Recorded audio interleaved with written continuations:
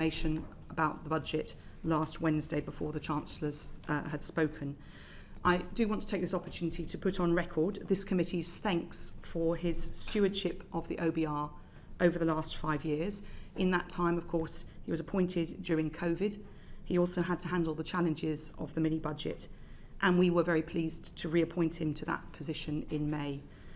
So we wish him well in his future career. We're also clear as a committee of the vital importance of the OBR in our system and strongly defend its independence. And we will obviously have a role in appointing his successor. We're not planning today, I should say to our witnesses, to discuss the HOG review because it only came out yesterday, and we recognise that it itself recognised that there needs to be more work done to ensure that the OBR has more secure systems in future. So we'll be calling witnesses from the OBR, maybe you, whoever that may be at the time, in some point in the new year to discuss what the next stages of that are. So we won't be discussing that today because we recognise that you won't have any answers. So Mr. Joseph, did you want to just say anything about that? Can I just say one thing, Chair, and thank you for your words there. I did just want to say on behalf of the leadership of the OBR, and I know also on behalf of Richard Hughes, that we would like to apologise to this committee, to all members of Parliament and to the Chancellor and the Prime Minister about the early release of the document on 26th of November. We do know that this was hugely disruptive to two hugely important parliamentary events, Prime Minister's questions and the Chancellor's budget statement. We completely understand the importance of those events for parliamentarians and for the public. We also really understand the work and the care that goes in across government from the Chancellor down into the presentation of the budget statement. So everyone at the OBR deeply regrets that this happened. As you say, you have the report of the investigation into this, into what happened and how we can make sure it never happens again. And we would also like to thank Baroness Hogg, Dame Susan Rice, Professor Kieran Marston and the whole team for producing that report. And you can just be clear that David and I are fully committed to implementing all of the recommendations in the report to ensure this never happens again. Thank you very much for that, Mr. Joseph. So I think we'd expect nothing less, and we do want to get into the detail of how you secure your information in future, but recognise that you won't have had the chance to have enacted anything in that report, which itself recognised more work needed to be done. I'd like to welcome then our witnesses from the OBR today. We have, you've just heard from Tom Josephs, who's a member of the Budget Responsibility Committee, and we have also Professor David Miles, who's a member of the Budget Responsibility Committee. So thank you very much for coming. I just wanted to start, if I may, with the letter that you wrote to this committee, which was mentioned in the forecast documents last Wednesday, and which we received on Friday. So how unusual was this budget process this time around, including the information that came into the public domain, and when? Professor Miles. I think we felt that there was a need in that letter to set the record straight on the process by which the forecasts were created at the OBR. I mean, in particular, to remove some misconceptions about them that we saw circulating in the media. We know that this committee has a strong, legitimate interest in our processes and how they're done, and so you deserve to know things. And we were planning to wait until immediately after the budget to release the letter that came to you. The reason it came late was that, as we all now know, there was an unfortunate incident, early access by some parties to our document, and so we were spending most of the immediate aftermath of the budget dealing with that, trying to set up the panel to investigate it, and therefore the letter didn't come to you until slightly later than that. I think it might have appeared to some reading the media that the OBR came under certain pressure and may have acceded to that pressure on several things. For example, moving the window that we use to assess market expectations of interest rates in a direction which might have been helpful to the government. There was some speculation over that. I think there was some speculation that we had somehow helpfully come up with some extra money, some funds fallen down the back of the sofa, so to speak, at the last minute. I think there was also a view that the OBR's forecasts were wildly fluctuating in the process, both leading up to the pre-measures forecast and perhaps after it as well, and that had made the budget process more chaotic than it otherwise would have been. And so we were keen to set the record straight on some of those things. Some of it is very straightforward. For example, the window that we chose to use to set market expectations of interest rates, which has quite a significant impact on the assessment of where debt interest costs are going into the future, had been decided on, I believe, back in July. So there was no sense in which that was shifted at the last minute to try to find a window that might be particularly helpful. I think it was also important to set out that in the lead up to the final pre-measures forecast, which went to the Chancellor right at the end of October, there hadn't been wild fluctuations in our assessment of the outlook. They had gradually got a little bit more favourable in the sense that the margin, or the headroom as people call it, looked like it dipped from slightly negative to ever so slightly positive.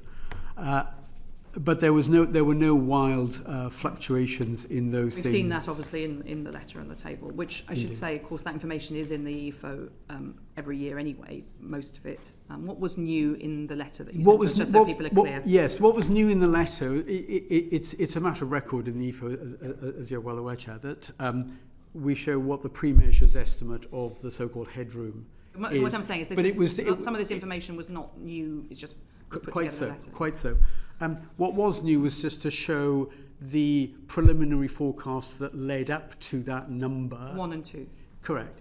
Which had improved by relatively small amounts as we went through the rather long iterative process of producing the forecast in the lead up to that October 31st number, that there were no wild fluctuations there. In fact, they were by the standards. Really, it was 1 and 2 that was the new bits, right? Okay, can I just? I've also got some quick fire questions, sure, if I may.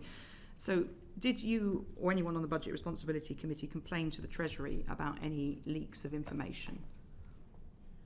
I don't think there was any formal complaint. We were obviously aware that information seemed to be getting into the press. It wasn't. There was no formal request. But did you talk to the Permanent Secretary, anyone in the Chancellor's office about this? I think that it was clear that there was lots of information. You, the OBR. Yeah, that there was lots of information appearing in the press, which perhaps wouldn't normally be out there, and that this wasn't, from our point of view, particularly helpful. Yes, well, that's a fact. A fact. You say that. But did anyone from the OBR raise it? I think it was clear that we didn't find this helpful. We made that clear. Okay. Can you tell us who you raised it with? The OBR raised it with Treasury officials. You'll appreciate that we have regular meetings during the process of producing. And forecast. When did you start raising those concerns? I think certainly during the lead up to the pre-measures forecast, when there was speculation, some of these misconceptions, as I've described them, were appearing in the press, and we made it clear that they were not helpful, and that we weren't in a position, of course, to put them right. And what response did you get when you raised these concerns?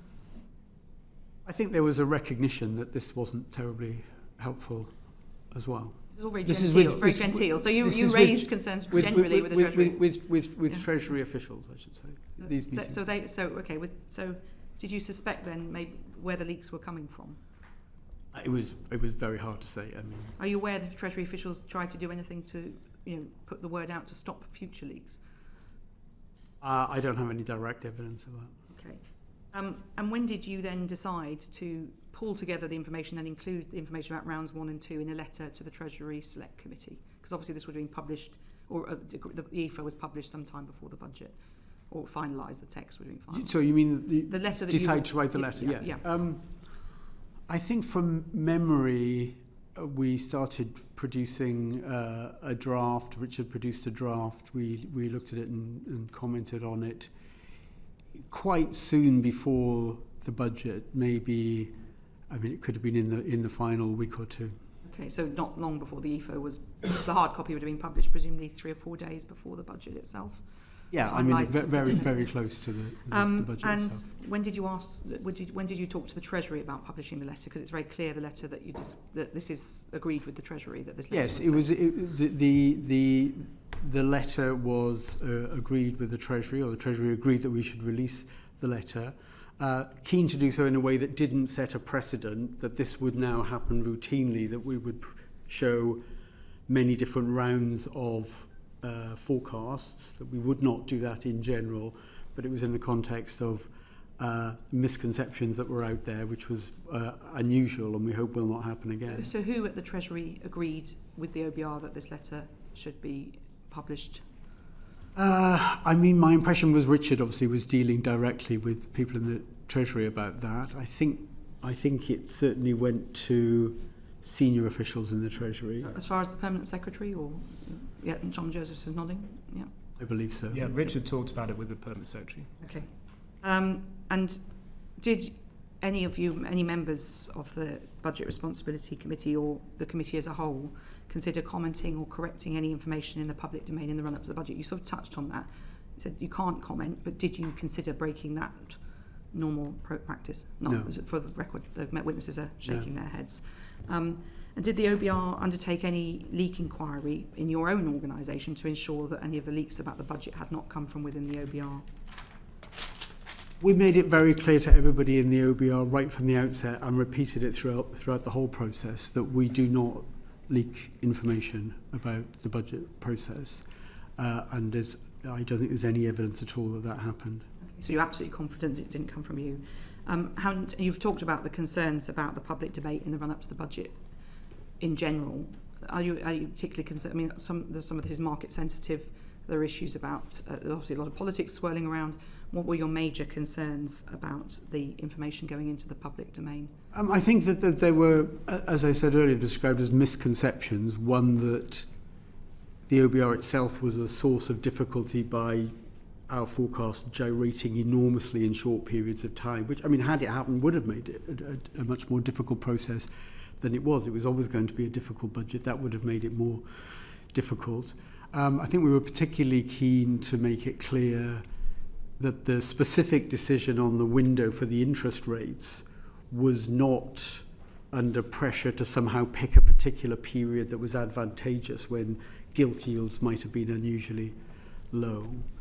I'm Dame Harriet. Yes, thank you very much for clarifying some of this. And it seems to me that the most damaging moment in this whole period was the evening of the 13th of November and the morning of the 14th of November, because the gilt market moved very dramatically when it first heard the information about the fact that there might be some positive news in the Office for Budget Responsibility forecast that was not just the productivity issue.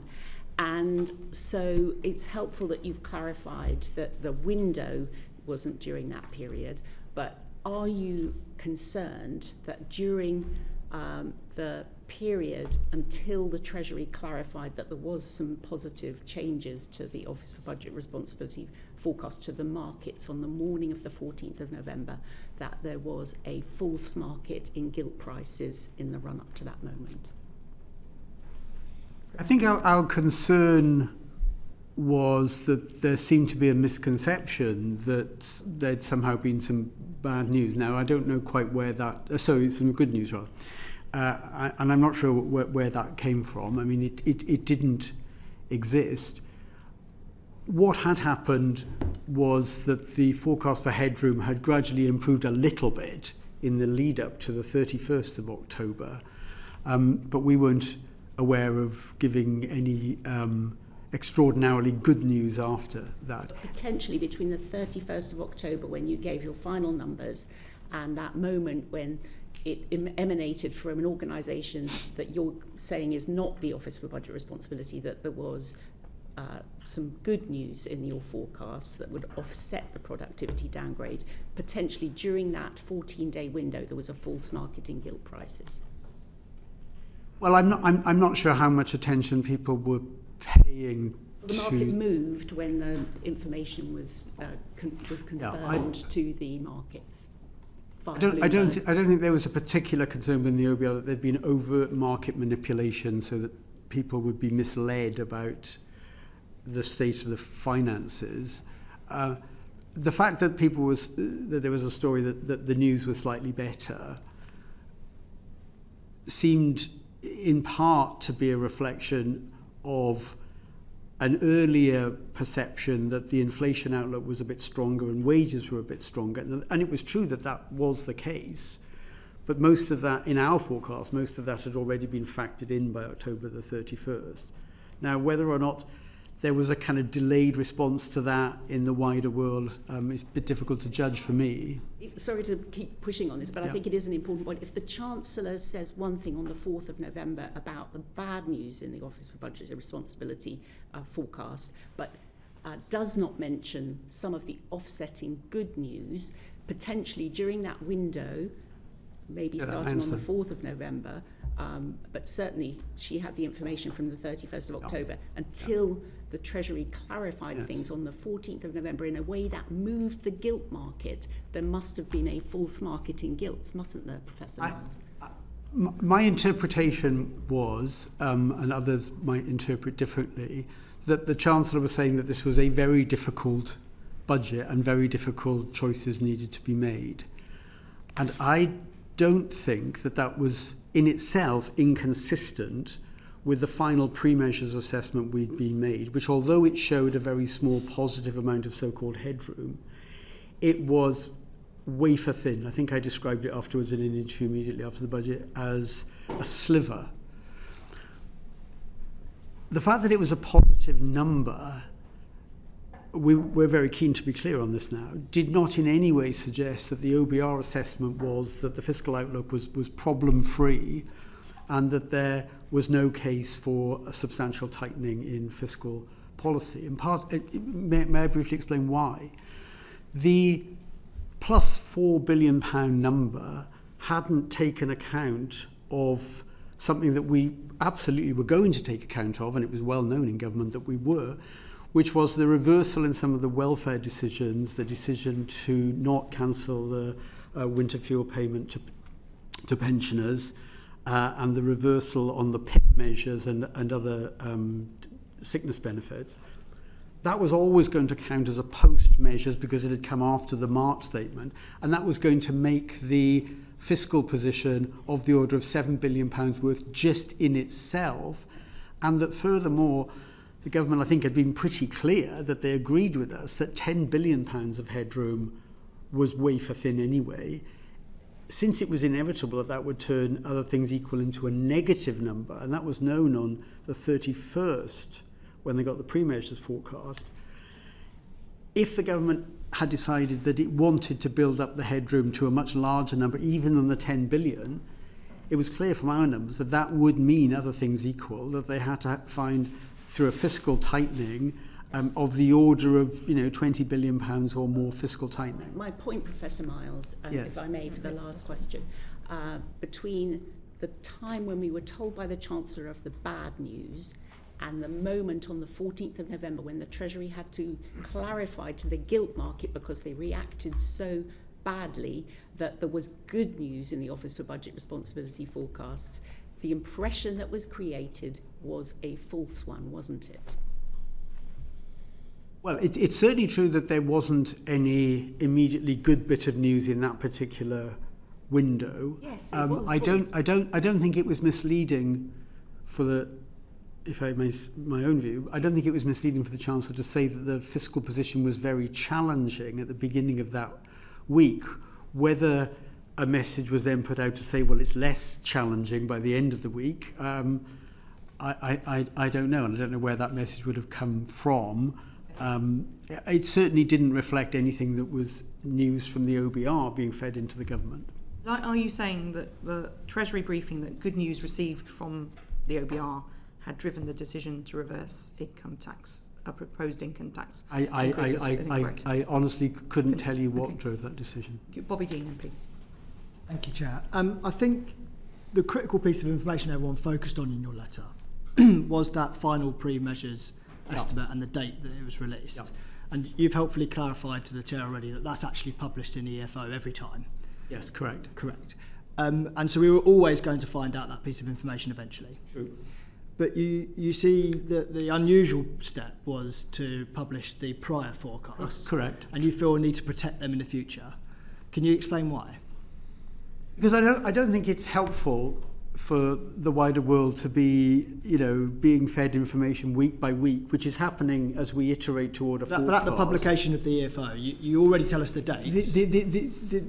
The EFO will always tell you the date, and it will give you the number pre-measures. But to provide a kind of running commentary on all the steps that get you there, which do move around, isn't particularly helpful. The reason why I think it was felt helpful to show those particular numbers on this occasion was there seemed to us to be a misconception that the OBR was in some sense adding to the difficulties of this budget by its own forecast fluctuating by enormous amounts almost from one week to the next, and that didn't happen. Could you explain to us why they might fluctuate between events? Oh, I mean, they might fluctuate as a result of, for example, an enormous increase in oil prices, a collapse in equity prices, a announcement of an enormous increase in tariffs on the UK. So there's all kinds of economic shocks that can come, almost in the space of a few days, that it's perfectly right that we then take notice of and update. So I want to know why it's not right for our committee after the event, not running commentary throughout the process, not to have that information to hand going forward. Do you mean in real time? No, I mean or on the publication of the event? EFO, you already published the dates of the so I see what you mean. You could have the figures that sit by that with explanations about why it went up and down in your forecast. Why can't we have that? I mean, it could be that that's a sensible way to go. I mean, we're not. But all I'm saying really is that we weren't setting a precedent and saying that that's how things should be. Unfortunately, I think you might have set a precedent. I can see Tom Joseph's coming in. Maybe just to add, particularly on the fiscal forecast, to explain the way that the process works. It is always essentially a very iterative process. We actually start looking at the fiscal forecasts way back in the summer, where we try and do a kind of review of all the models that feed into the fiscal forecast, both on the tax and spending side. And there are hundreds of different models that are run by HMRC and by analysts in government departments on the fiscal forecast. And the reason we have a number of different pre-measures rounds is because it takes some time to get through all of those forecasts and really refine those forecasts. So we'll be given an initial view from HMRC, for example, on the tax forecast. OBR staff will go back with a lot of questions and challenge on the forecast that we've been given. And we will eventually agree with HMRC to make changes. Those changes will be incorporated in subsequent rounds, and we go forward on an iterative process until we reach what we think is a central pre-measures round. So, there are just a huge number of different factors, some of them very small, some of them much bigger, that will be driving change at each of these pre-measures forecasts. I focus on the interest rate window part. So you said that didn't move. It was set early in the summer. So when was that? Can you just clarify what the interest rate window was? We decided it in July, set the windows, didn't change after that. I think I'm right in saying that they were the 10 days up to October the 10th for the economy assumptions about where gilt yields and market expectations of the Bank of England interest rates would move. And it was a couple of weeks later, I think the 21st of October window, the 10 days up to the 21st of October, for the fiscal forecast. And the reason why the fiscal numbers had a later window than the economy numbers was that the economy analysts in the OBR need longer to work through all the implications of interest rate movements. On the fiscal side, and Tom will correct me if I get this wrong, on the fiscal side it's a little bit more straightforward calculation because you know what the stock of government debt is and where that's likely to be going. And it's just a question of, in a sense, applying a new set of expectations for gilt yields and the Bank of England rate to a stable stock of debt and getting an estimate then of the purely fiscal effects. I can see Tom wants to come in, but just explain the question. Obviously, this is known to the government, and the government's communications can actually affect some of these markets, as we've seen, and as Dame Harriet Baldwin was alluding to.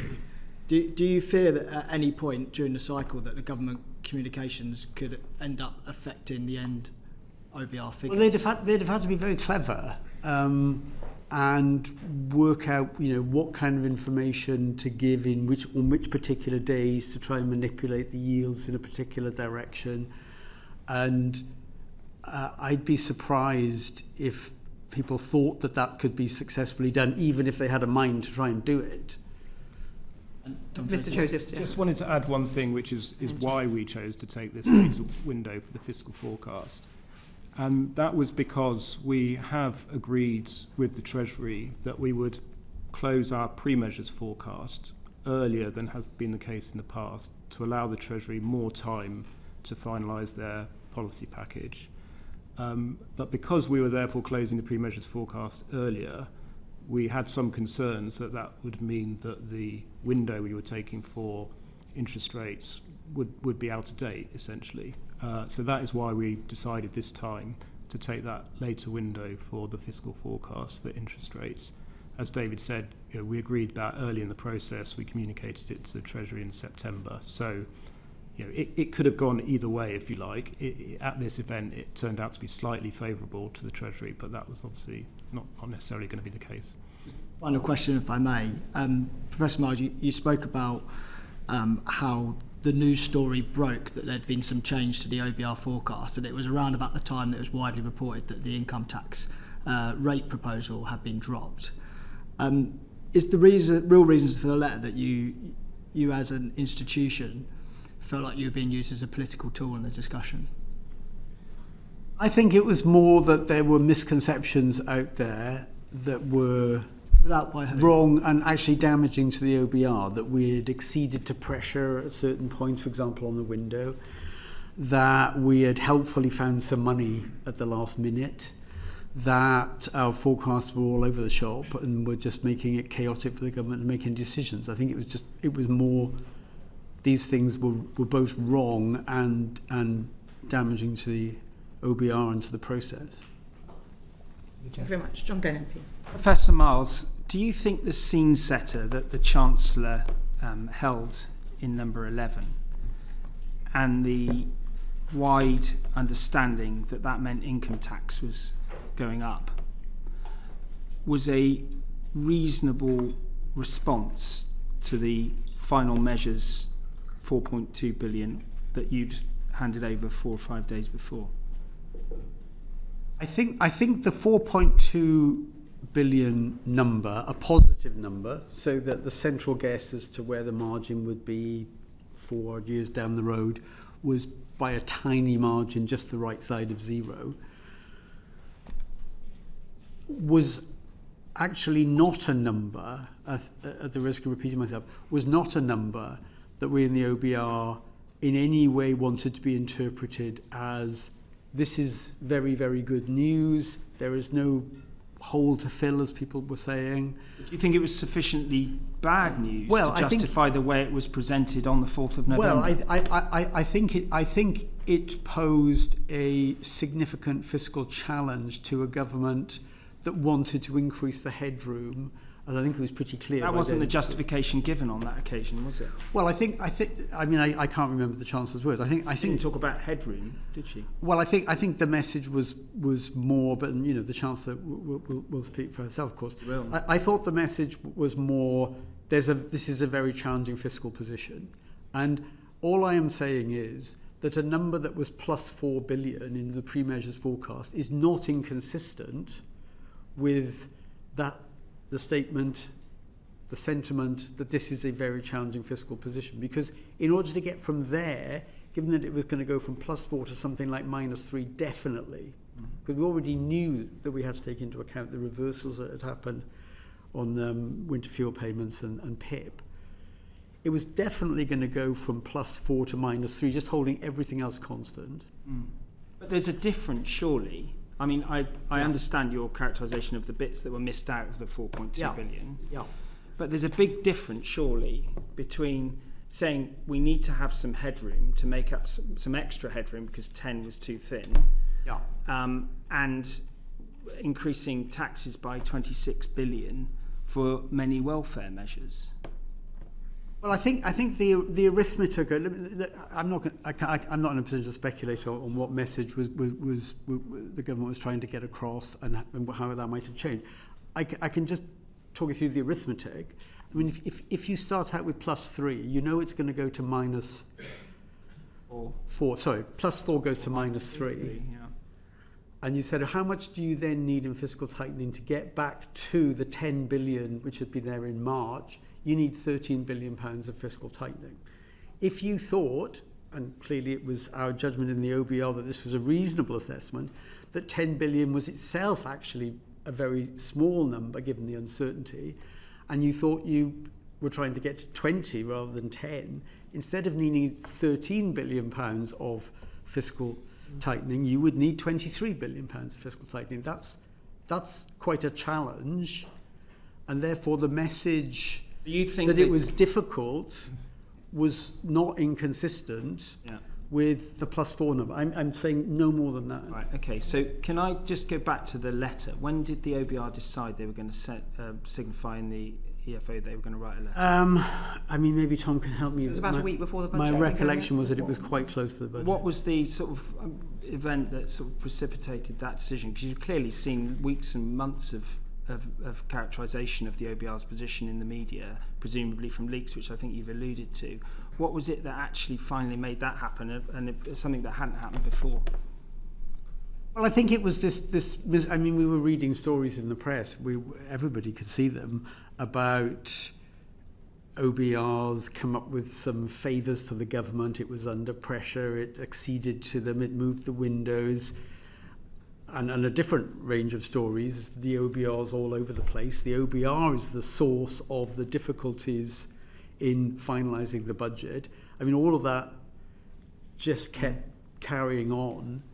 And as I say, sorry, at the risk of repeating myself, the letter really was to try and remove misconceptions about the OBR being either the patsy that was doing what the government wanted, or that through its own fickle behaviour, changing from one day to the next, depending on whether it was sunny or cloudy, that was making it virtually impossible. That wasn't the case for the government. No, it wasn't. It wasn't the case. And indeed, the letter, I think, showed that in the run-up to pre-measures, that wasn't the case. My last question, if I may, is due to the very unfortunate, with huge implications, the leak pre-budget last week. We see that Richard Hughes is not here today. But the truth is, that letter was about something completely separate to that event, which is about essentially the level of trust between the Treasury officials and the OBR in the preparation of a budget for our country. Where do you think we are now in terms of that relationship? Because it's pretty important for the public to understand where that relationship is. It's pretty difficult to see that you're having a good relationship that's set fair for the future. Professor Miles. Well, I wouldn't say we were at war with the Treasury. I mean, we have a very close relationship with the Treasury. In fact, we rely not just on the Treasury, but other departments in government for analysis of many sorts of measures, the DWP, HMRC, as well as the Treasury. And there are lots of very good, from my point of view, economic analysts in the Treasury, and we rely heavily upon them. I agree with that. I hope we can run a process in the future, and we'll do everything we can that it's somewhat smoother than the process we've just been through there. Thank you. Just before we move to Mr. Grady, how did the Treasury react? Mr. Joseph wants to sorry, on that point. Sorry, Mr. Joseph.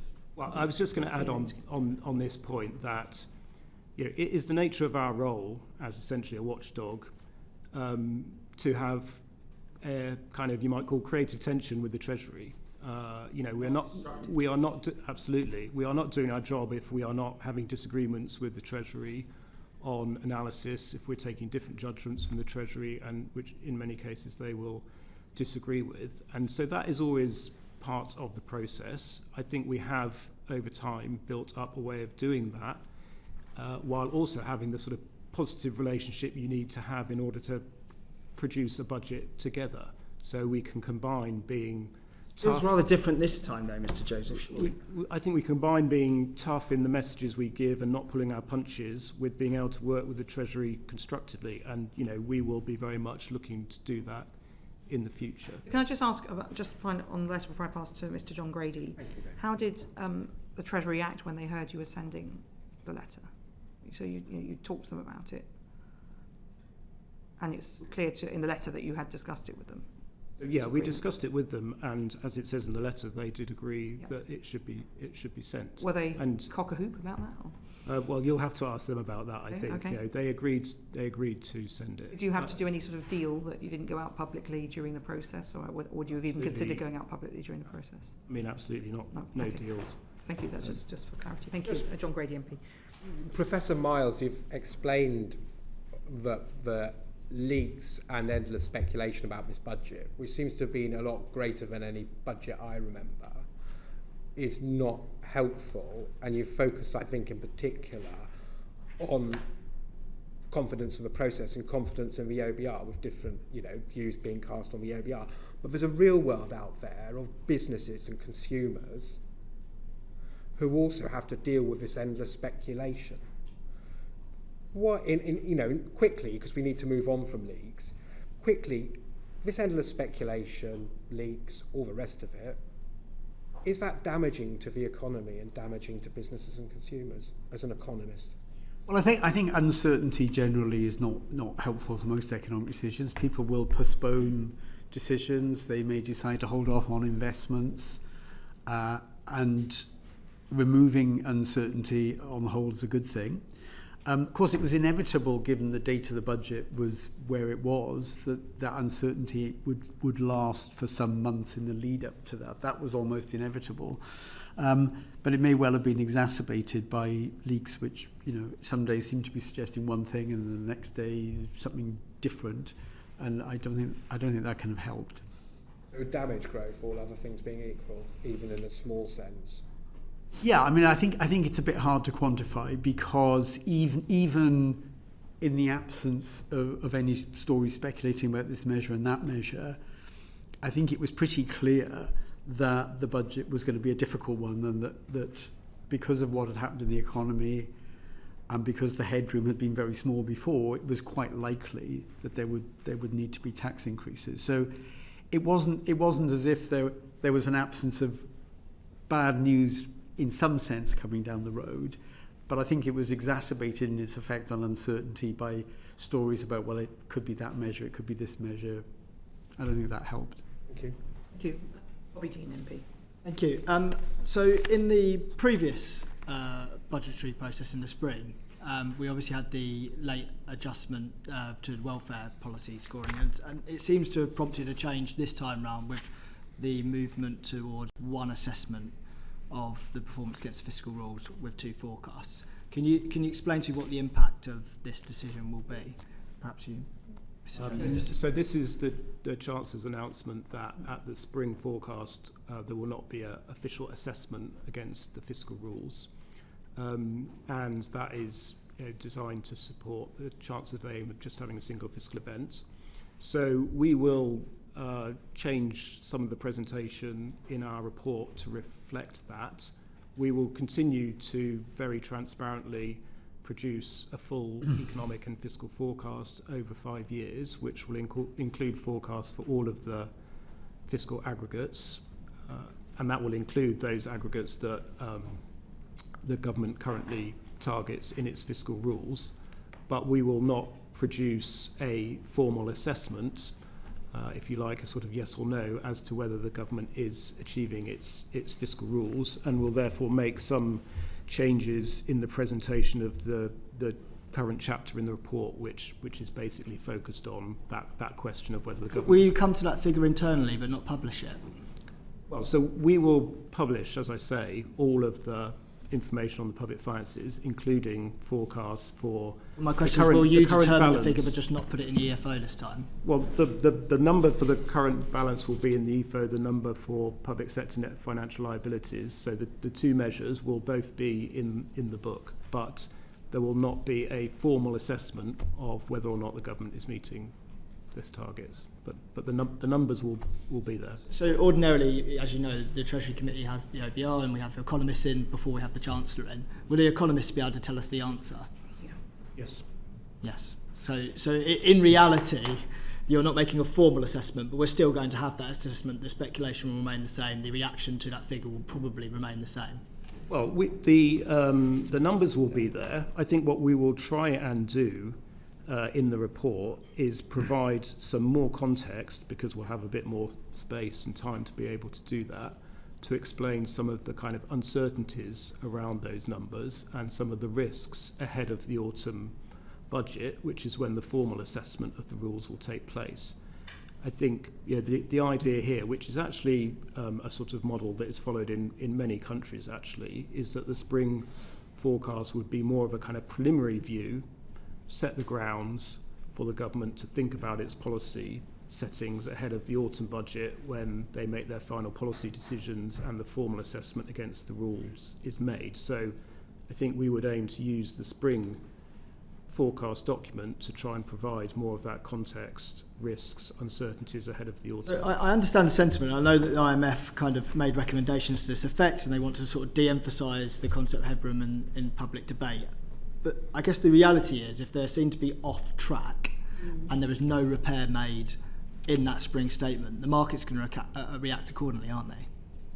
Well, as I say, the numbers will be there, and it will be for the government. The government has said it will not respond, I think, unless there are exceptional circumstances, I think is the language they've used. But as I say, I mean, this is not an unusual way to run a fiscal calendar and a fiscal process. It is very similar to the approach that is used in many countries around the world, where you have a sort of single main fiscal event where policy is changed and a preliminary forecast ahead of that. Yeah, just to say, to quote back Richard Hughes, former OBR chair, what he told the Treasury Select Committee in July, he said that moving to a single annual forecast would make us one of the least fiscally transparent countries in Europe. So do you think the fact that there's still two forecasts but the lack of formal thing means that statement doesn't hold true now? Yeah, Richard was talking there about a proposal to just have one forecast a year, which would be a big reduction in transparency, and I mean that would be very different from nearly every other country around the world, which has two full forecasts every year. But that, I mean, that is not the proposal that the Chancellor has made. Just a final thing from the IMF report. They said in July 2025 that one of the strategies that you could take is to have proactive communication to manage market expectations, continuing to telegraph and explain policy changes. Do you think that the government listened to that particular element this time round, and that was the reason behind a lot of the information getting to the newspapers early? I mean, you'd have to ask the government about their communication strategy. That's not for me. Definitely swerve, Mr. Joseph. Dame Harriet. But further to that exact question, given the revealed preference that we've seen during this budget process of the Treasury wishing to spin various different aspects of the economic and fiscal information they're getting from the Office for Budget Responsibility, does this change to one forecast not make the markets much more vulnerable to being manipulated with spin from the Treasury in the meantime? I mean, I don't really see why that would be the case. I mean, this is not, I say, the government's communication strategy is not a matter for us. We are just focused on producing the reports that we're required to produce under the legislation, and we will obviously abide by the change that the government is making. Thank you. Yuan Yang MP. Thank you very much, Chair, and thank you for coming before us this morning. Mr. Josephs, I wanted to go back to a point that you both touched on very briefly in terms of the fluctuations between rounds of forecasts. Yep. And from my reading, the change between round 1 and round 3, so all the pre-measures rounds, is about 6.7 billion. Am I right in calculating that? Between the first and the third round? That's right. Do you have a sense of whether that's large or small compared to previous round 1 to round 3 fluctuations? I think these are generally rather small changes compared to some of the fluctuations you see between forecast rounds. partly because we have been trying to actually introduce more stability into the forecast through a couple of routes. One is that on the economy side, we do our supply stock takes in the summer and take the big judgment on productivity, which we took this time early, so we've taken that right at the start of the process. On the fiscal side, we've also initiated, or further developed, I should say, a process of engaging with HMRC and the other forecasters in the summer to agree any big modelling changes at that point. So we try and get that into the first round so that subsequent rounds are more stable. Because we do very much understand that for the government, trying to develop policy in an environment where the numbers are moving does make it difficult. I mean, sometimes it's unavoidable because there will be new data that come out either on the economy side or on the fiscal side that means that just, the numbers are going to change substantially and there's nothing you can do about that. So in this case, the 6.7 billion fluctuation from round 1 to round 3 is actually smaller than what it might have been in the past when your forecasts were more unstable. I'd be very curious, perhaps in a letter, if you could set out the volatility from previous rounds that we've not had the ability to see, following from Mr. Dean's comments on having this historical data, if that's... We can discuss that. And can I clarify a figure from the EFO itself? You write about a 21 billion average absolute pre-measures forecast revision to borrowing. Is that 21 billion the amount of difference between different 6-month forecasts? Am I reading that correctly? That's right, yeah. Right, from one forecast to the next, yeah. So between one 6-month forecast to the next, the average absolute revision pre-measures is 21 billion pounds. So that's quite a large part of historical and current. Yeah, and I mean that does just reflect the uncertainty around any fiscal forecast, and obviously over the last 15 years the OBR has been in existence, there have been some big shocks to the economy that have changed the fiscal outlook. There have been some big changes to policy that have changed the fiscal outlook, so it reflects that. Yeah. So that, I mean, to go back to your points earlier about trying to address the misconceptions out there that forecasts vary wildly between rounds, I would say is it not correct to say that between different rounds week to week there might not be that huge variance, but certainly between 6-month forecasts there is a large variance in terms of the context of the fiscal headroom. Yeah. Okay. Now just turning to the macro picture, on to productivity and to Professor Miles, we've spoken to you at previous appearances in this panel about your optimism on growth relative to other forecasters. Of course, the IMF, the Bank of England and others downgraded the UK's productivity in previous years, in the last 2 years. And there's been a lot of discussion about your decision to get downgrade now versus previously. So could you reflect a bit on that decision now? In hindsight, it's very easy to say in hindsight, but in hindsight, do you still back your judgment that it was right to downgrade now and not earlier? Professor Miles. I do, but I would say that, wouldn't I?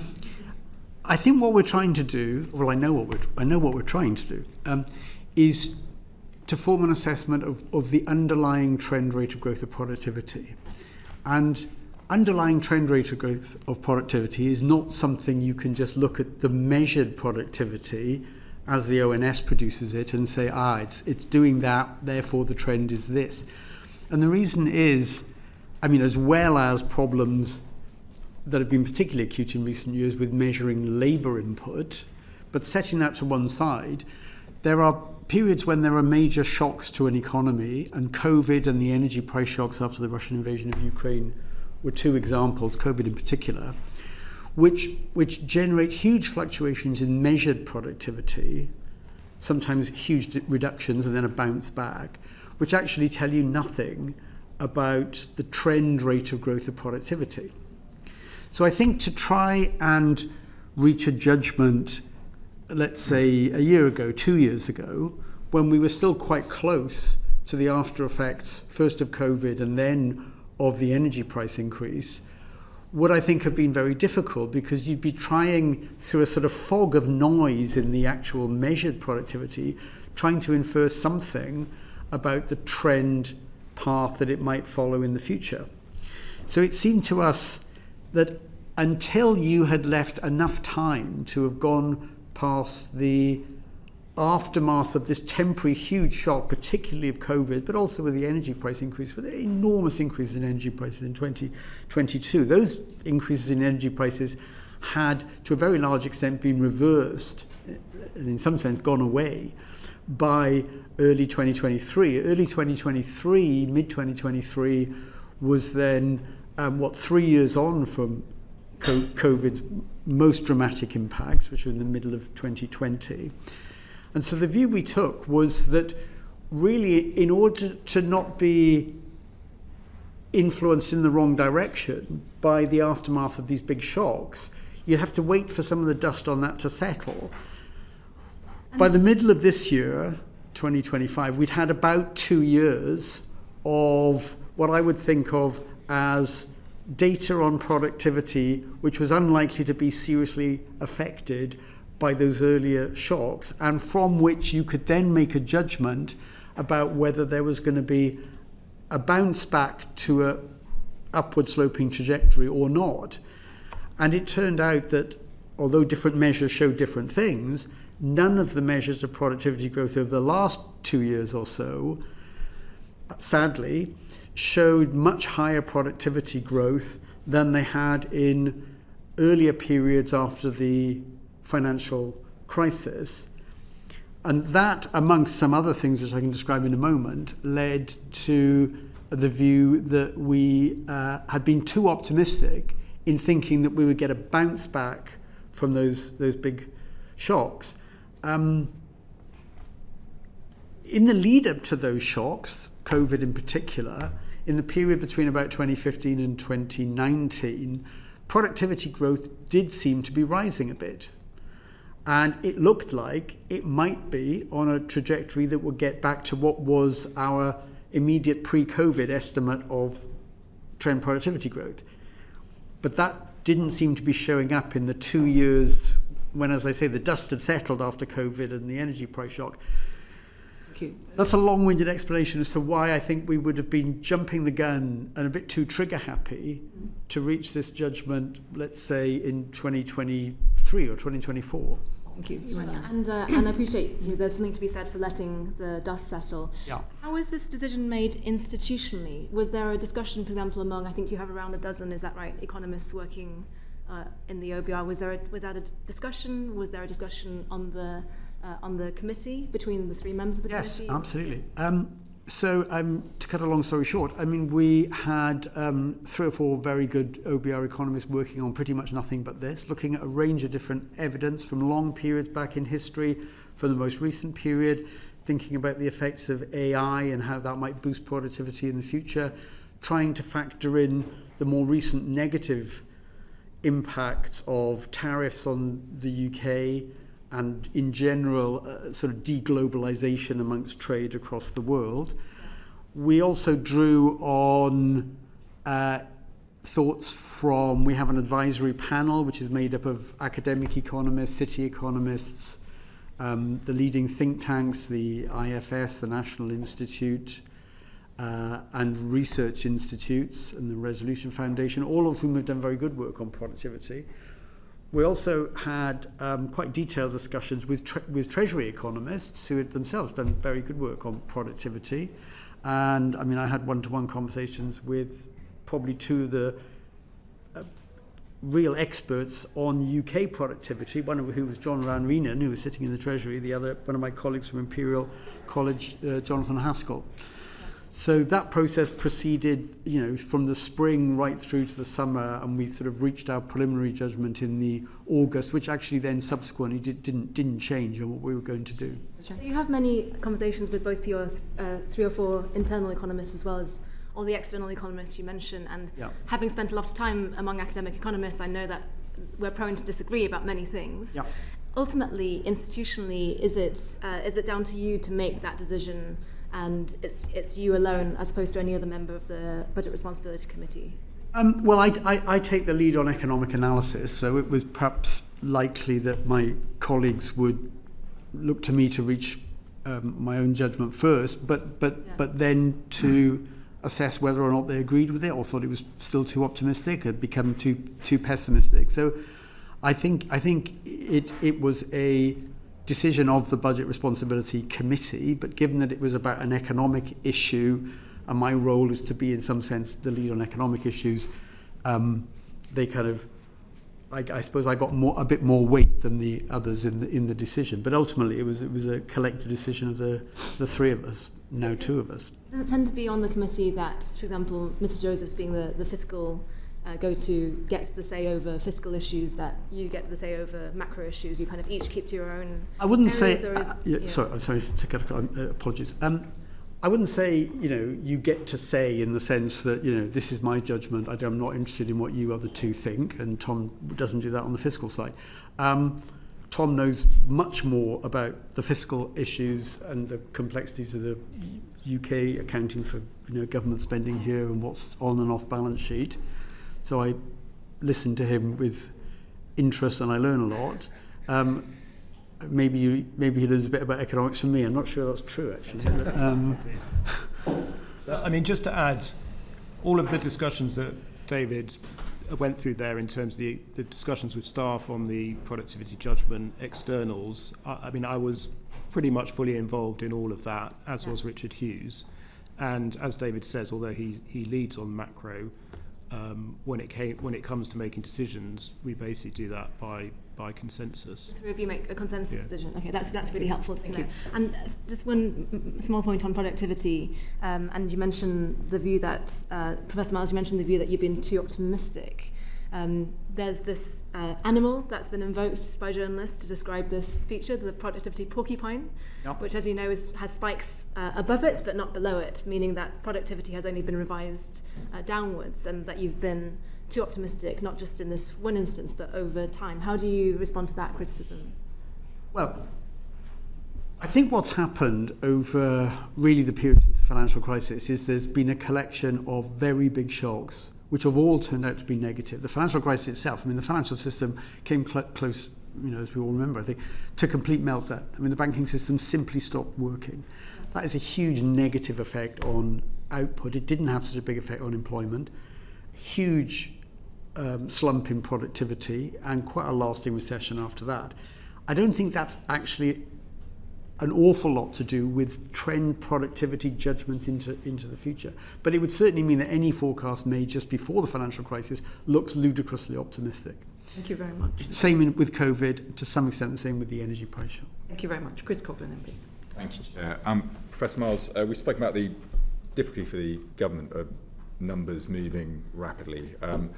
But for me, a major concern for me is that I was looking at your dynamic policy scoring document from 2023, that if I understand it correctly, the OBR doesn't score any fiscal multipliers from year 5 onwards. They assume government policy has no impact. I was looking at your productivity scoring analysis, and in your own paper you say that on the literature review that a 10% increase in UK R&D, some authors find a long-term effect on productivity of a 1.9% increase, which is enormous given the budget had a 16 billion downgrade from 0.3 reduction in productivity. So how can it be a responsible way for economic policy making if we're not allowing the government to take into account pro-growth measures? Well, I think we do. For example, back at the time of the March fiscal event, where the government had some clear new policies for us to consider on planning and house building, we did factor those in. We got a projection of significantly stronger house building, and particularly in parts of the countries where there's a very clear housing shortage and houses are very expensive. And we factored that in, and it did affect our judgment about productive potential in the economy at the horizon. And we also said that it would become larger the further ahead you look than the 5 years over which the government's targets are assessed. So, I don't think it's quite right to say that we don't pay any attention to measures that the government thinks is pro-growth. Sometimes they fall beneath our what you might call threshold for is the effect of these things likely on our central forecast to be large enough 5 years down the road that it could confidently be considered significant. That threshold is 0.1% of GDP 5 years down the road. That's quite a small amount. It's about £3.5 billion in a £3.5 trillion economy. So that the threshold doesn't exclude things that could have a moderate but significant effect. Quite often, we may form a judgment that something that's unambiguously good news, I would say the India trade deal falls into this category. Because it has quite a long time horizon before it builds up to its full effect, hasn't quite got there at the threshold. We don't so-called score it, but we can make it clear that we think this is something that has a meaningful effect, and it will become very likely above the threshold, just not within the 5-year horizon. So am I interpreting this document then wrongly then when you say that there's... Can you just refer which document you're talking about? So the dynamic scoring of policy measures and OBR forecast from 9th November 2023 that assumes a fiscal multiplier of 0 for public investment. Okay, sorry, the multiplier is a slightly different judgment, if I may say. Apologies if we've been talking slightly at cross purposes. The multiplier judgment is in a sense an old style Keynesian thing. It's the government spends more on whatever. It doesn't matter. It doesn't have to be pro-growth measures. It just, cuts taxes, gives people more money. That's a boost to demand in the short run.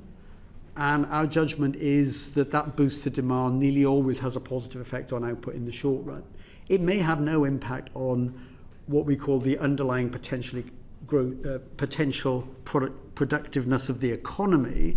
So what it does is it boosts demand, but it doesn't really have much effect on how much could be produced in the UK. And it may well take demand above what you might call equilibrium output and be sort of slightly marginally inflationary. Our assumption is that those effects can play out over 2 or 3 years, but ultimately the Bank of England's role in a sense is to control inflation, which generally means bringing back demand in the economy in line with productive potential. And something that just boosts demand in the immediate short term, we take the view that the Bank of England will adjust to that to bring the economy back to what you might call equilibrium, so that demand is in line with the supply potential of the economy. And that would mean that the Keynesian demand effects, not trivial in the short run, tend to fade away if you look down the road. Even though your own report here says that it has long-term effects. Well, it only has government policies can have long-term effects if they change in a permanent way the productive potential of the economy. And the house building stuff, I think, is in that category. I think the India trade deal is in that category. Thank you. Thank you. And in your analysis, does your productivity forecast still come down essentially to a top-down judgment based on past trends, like we've discussed in previous sessions? It certainly looks at past trends, actually quite long periods of history, like what happens after a big negative or positive shock in the UK. We draw upon that. I think it's also not just sort of backward-looking, because we've made this assessment of the potential impact of huge improvements in artificial intelligence, and also on the negative side, a much less favourable trade environment as a result of tariffs levied by the US than it looked likely if you go back to the beginning of this year. So it's both what can you learn from history and what things now look different from history, and can we take account of those, both positive and negative? Could you build is it possible to build a forward-looking bottom-up forecast of productivity? Because one of my concerns is that obviously these numbers have been so wrong over the last 15 years that that's creating a large impact on negative impact on government policy making. No, I mean you're right. It's a very, certainly when you look further down the road, it's a judgment that has significant impacts. I think it's also a judgment that you simply have to make, because you can't be agnostic about it and say we have no view on productivity. I mean, you need a number at least for the most plausible outcome about which there are huge risks. And one of the reasons why we've done some scenarios in the report we put out would be to answer the question, well, what would happen if productivity actually stayed much less than our forecast for the long run at about the average since the financial crisis? And the answer is that would be bad for GDP and it would make the fiscal situation much worse. Or we've downgraded our productivity forecast at exactly the wrong time, and we're about to see a period of the next 10, 20 years when productivity growth goes back to what it was in the 50 years up to the financial crisis, in which case things will be dramatically better than we think. And you announced a new approach to scoring supply-side effect policies. In plain language, is it now more difficult for the government to get pro-growth impact policy included in the forecast, or easier to avoid anti-growth impacts? I think we've set this threshold. I think we've set it at quite a low level. It was the 0.1% of GDP. It's, does it move the dial by about 3.5 billion, either plus or minus 5 years down the road? That's quite a low threshold. So it doesn't rule out us taking a view on all kinds of potential measures. Can I just add on that? Mr. Joseph. I mean, it's symmetric.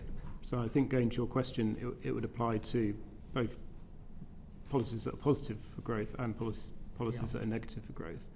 And I mean, the reason that we have done this is that we had been looking at lots of policies which essentially were very, very small and really had very marginal impacts in both directions on growth at the end of our forecast.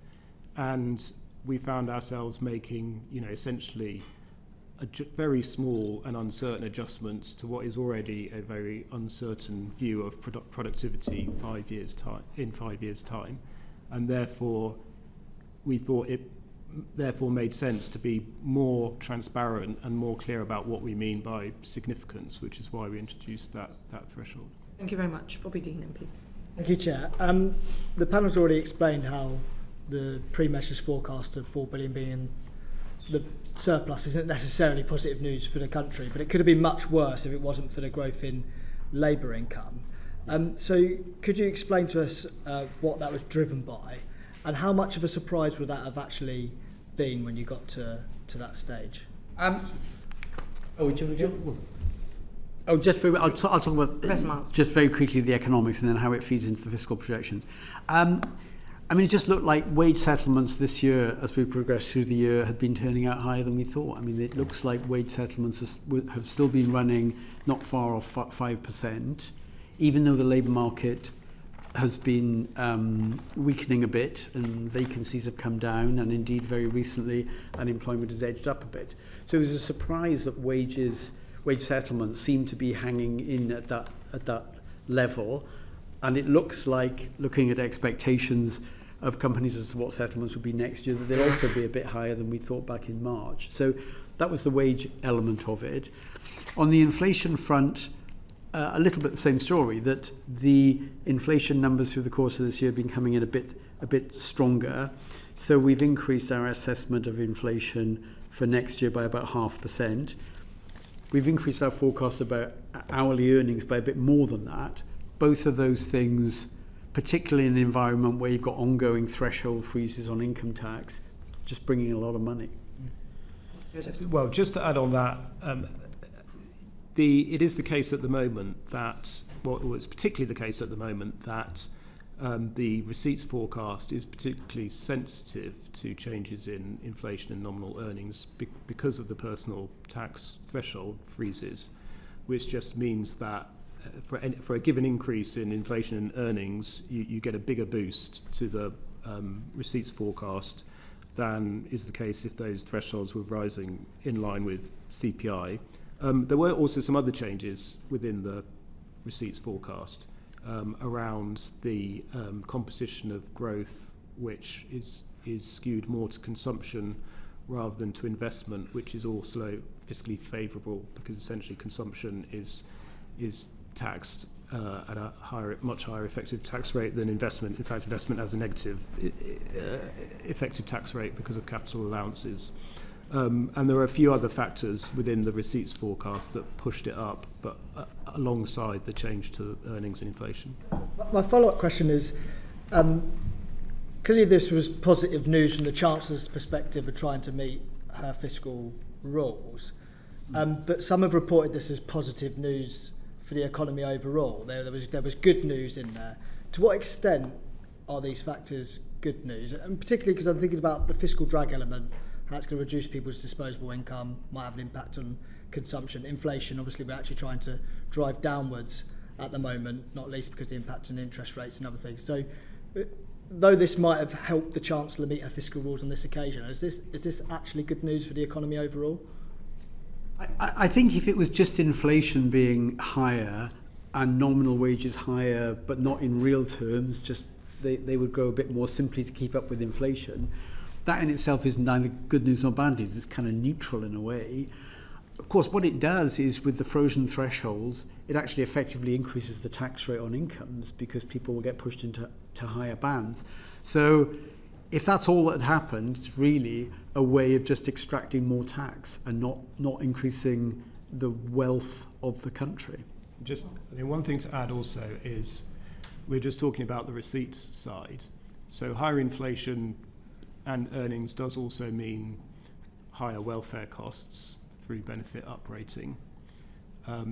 It does also mean more pressure on departmental spending budgets, which are fixed in nominal terms by the Treasury at spending reviews, and therefore higher inflation means less real spending power.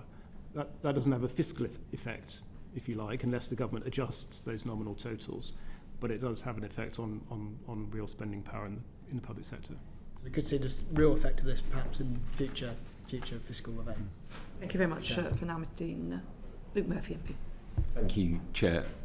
My constituents will welcome the action on cost of living in the budget, from the rail freezes to the cuts to energy bills, but could you set out what the trajectory for real household disposable incomes is over the Parliament, how that change is compared to your forecast in March, and what the main reason for that change is?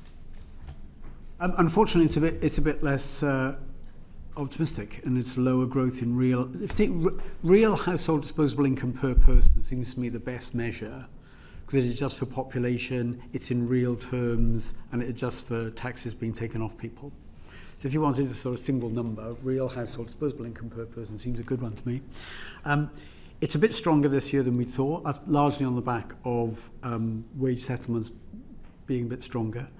But what happens further down the road really is that the judgment we've made on productivity to reduce it by about 0.3% every year or in terms of the growth rate, it's very difficult for that to not show up in lower growth of real household disposable income.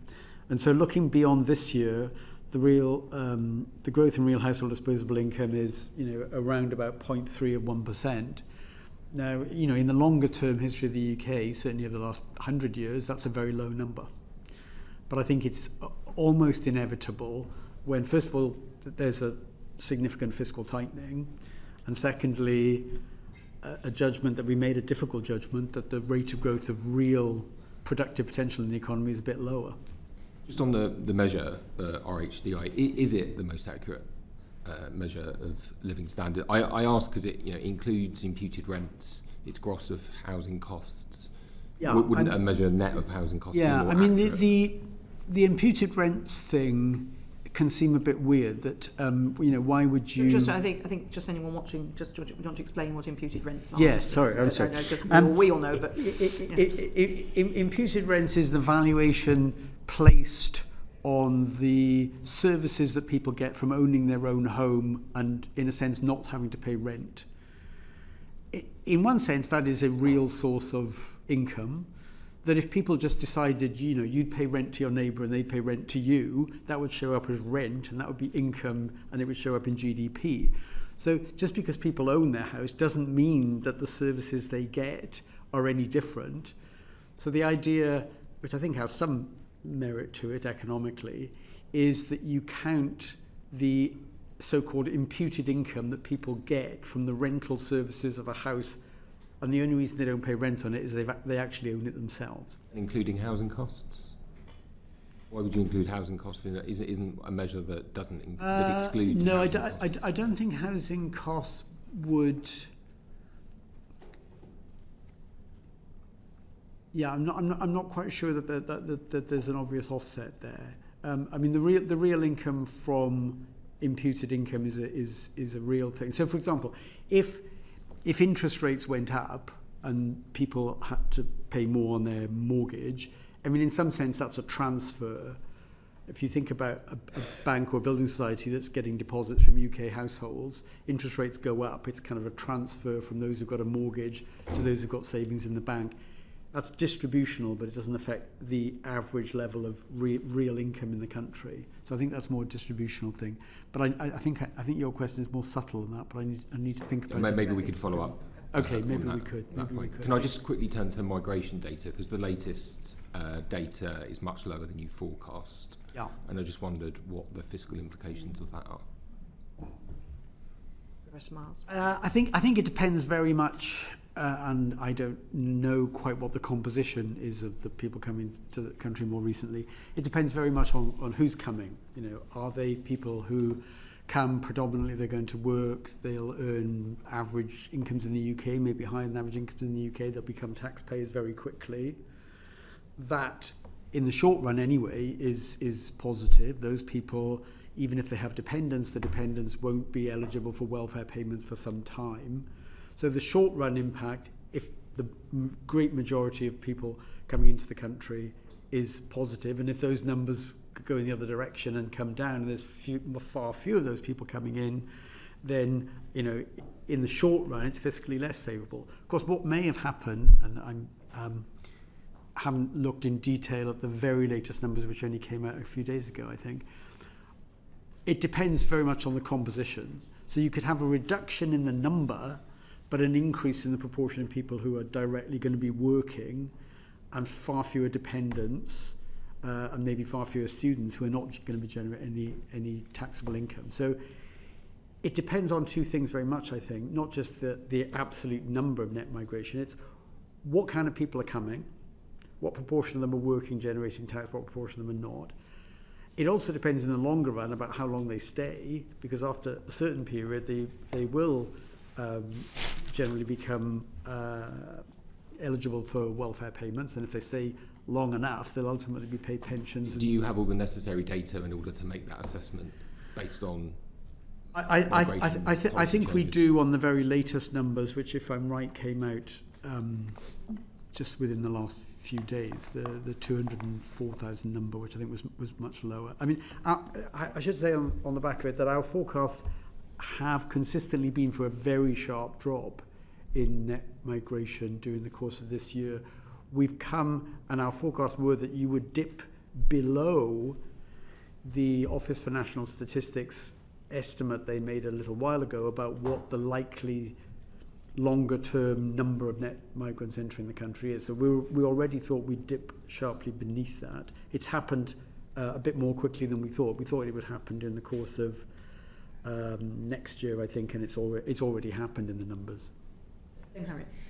On this point, one of the characteristics of that recent data was the number of people leaving the country. Yes. And I wondered whether there is any data on what the tax take would be for the people who are leaving versus the tax revenues from the people who are coming in, and whether you're able to make any assessment of that at this point.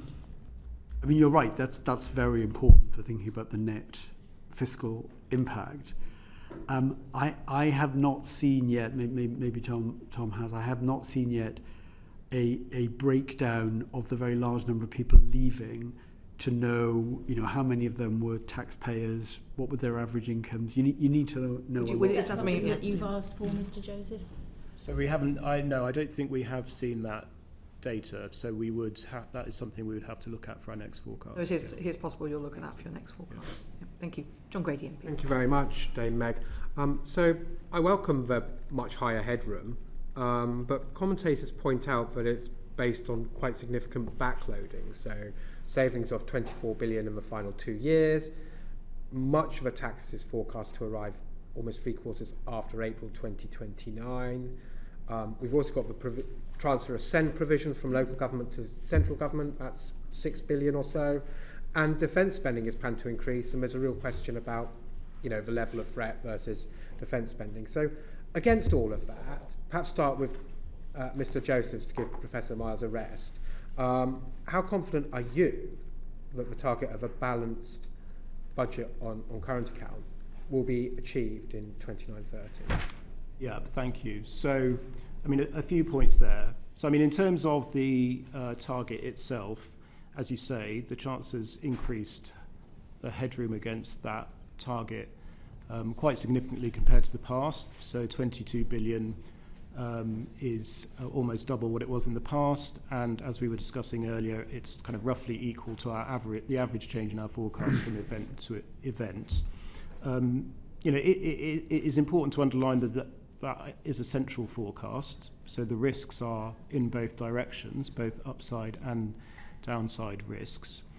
It is also the case, as you say, that the decisions in this budget have meant that the consolidation is more backloaded than was the case in the past.